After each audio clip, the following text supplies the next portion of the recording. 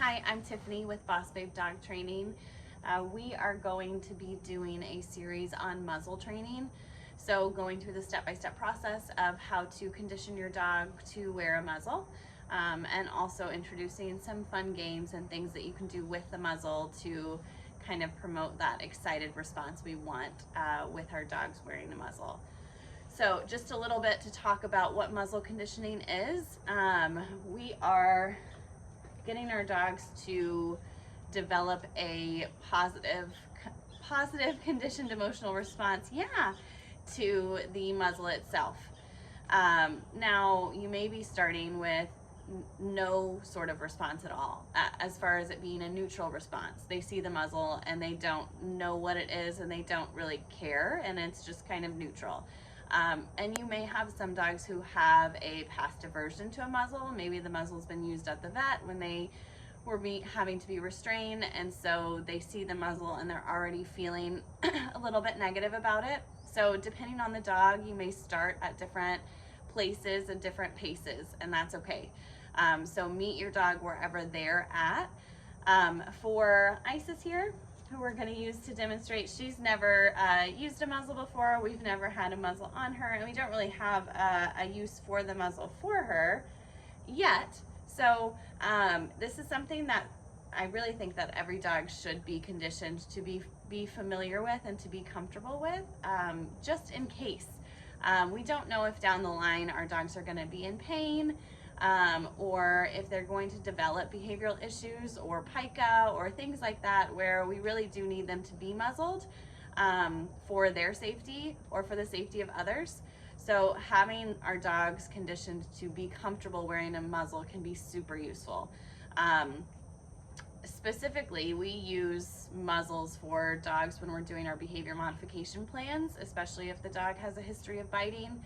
We'll use the muzzle not as a way to prevent the injury necessarily, but in a way to make sure we have a seat belt for our dogs. I actually heard that analogy used on a podcast by Michael Shikashio, and I forget right off the top of my head who the speaker was, but she was explaining the muzzle like a seat belt. It is there as a just in case, not because there is intent of injury, and not because there will be injury, but because we want to make sure that if something fails, if we mess up, that the muzzle is there as a backup. And that way we're doing everything possible to prevent something from happening. So when we are starting with the muzzle condition, our first step is to get the dog comfortable engaging with the muzzle in whatever way that means. So if you have a dog who has an aversion to the muzzle, you may start by simply marking every time they look at the muzzle. And then for dogs that have more of a neutral reaction to the muzzle, we might do things like having them touch the muzzle, having them smell the muzzle, things like that. We're going to mark any sort of behavior that they offer. So not really going to try to lure anything right off the bat, just going to mark the behaviors that they're doing naturally in association with the muzzle. So I'm going to start doing some of that. This is going to be a bi-weekly series, so every 2 weeks I'll give you an update with how the process is going with Isis, and going through the same stages that you guys will hopefully be going through at home, and getting our dogs to a point where they love their muzzle. So that's kind of our goal here. So I've got some really high value foods. I've got some cheese here. You may find that your dog's super food motivated and you can just use their kibble or treats or something, but if you have a dog who maybe has an aversion, stick with higher value foods. The more difficult the behavior we're asking of them, the higher the reward should be. So we're using some cheese today, and then make sure that the muzzle that you have is a good fit. I'm a big fan of the Baskerville muzzle. This is a size 3. It should be big enough for your dog to open their mouth and pant, and it shouldn't be so tight that they can't do that, and it shouldn't be cutting in on their nose. So you want to make sure, the good thing about these Baskerville muzzles is that you can run them under some warm water and mold them a little bit if they are a little bit thin and you need to widen them some. For certain dogs, you may have to look into custom muzzles. So there are a couple of different brands that we recommend, and we'll put the names in the context of the content so that you can have access to those, how to get those products. Boomus and Trust Your Dog muzzles are two of the muzzles that we really like. So we're gonna use a Baskerville with Isis today. Isis, come here. Come on. Isis, what are you doing? I think she sees a critter, so we're gonna hold on just a second. Isis, nice job, good job. I'm just gonna treat her to start for just choosing to engage with me. That was very nice. And now I'm gonna, Isis, good. Yes, nice job. Gonna wait for her to offer engagements with this muzzle. You want to have it right at their nose level. Isis, what a good girl. What's this?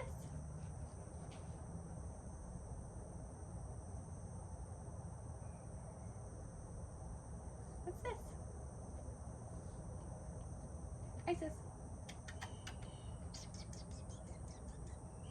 Isis.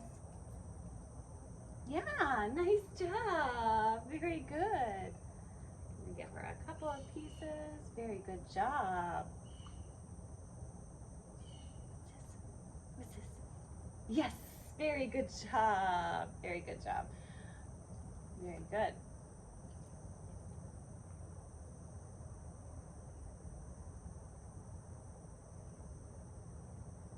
Yes, nice job. Very good. And really, really looking for that nice body language. I'm gonna lower this camera so you can see her a little bit better. So, oh, hi. Are you gonna move? Huh? Huh? What's this?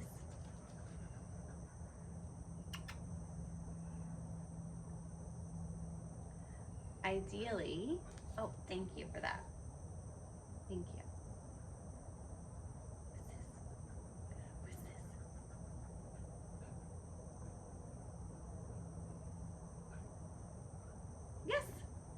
Job.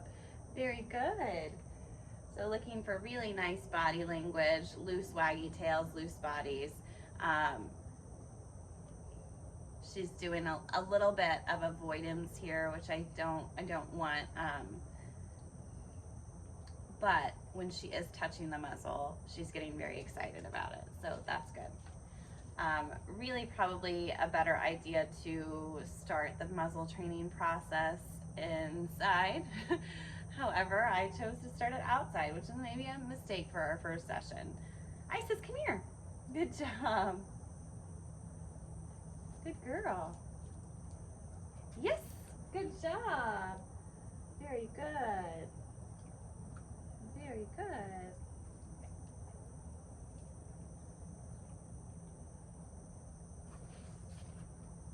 Good.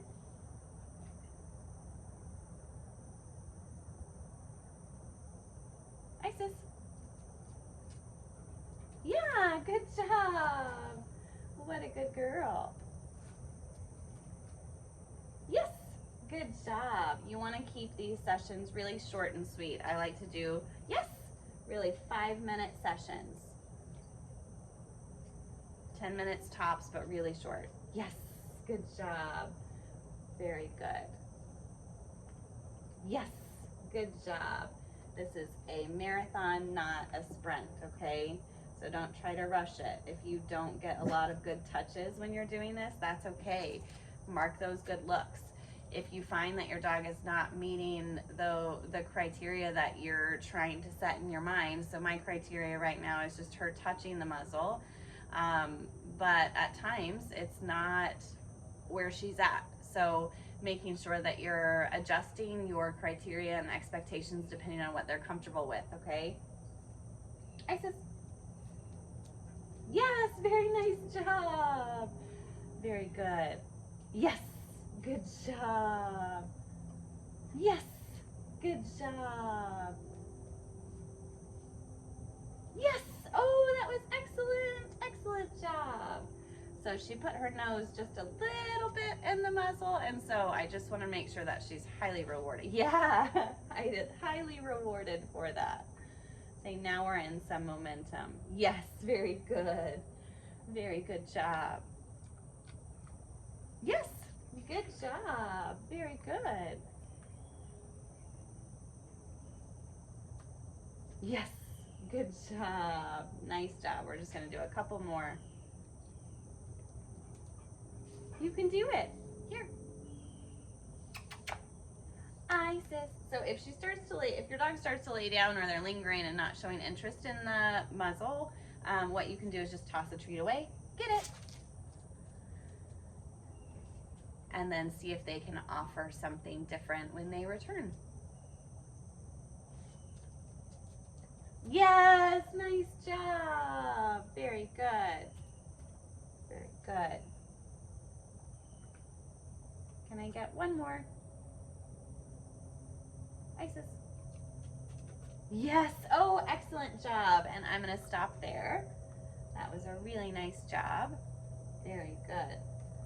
And then I would recommend doing like 5 minutes a day if you can. 5 minutes a day is probably a good routine to start with this muzzle conditioning, okay? So starting with that 5 minutes a day, really slowly moving at their pace. If you find that they lost interest, maybe check a few things. Maybe check to make sure you've got the right treats involved. Check to make sure that you are that you're in an environment that's not too distracting. And depending on the time of day, maybe your dog is tired. Maybe your dog has had a lot of stimulation and they're just not in a place of learning. So keep those things in mind. Normally a good time to start is right before mealtime or right at mealtime where they're expecting to be fed, and so they're really excited about food. So those are good times to practice that muzzle conditioning. If you guys have any questions about anything, let us know. Send us comments, send us messages if you have questions. If you want to take videos or pictures of your muzzle conditioning process, we'd love to follow along and kind of root for your team to get that muzzle training going. So if you have any questions about that, let us know, and we're happy to help however we can.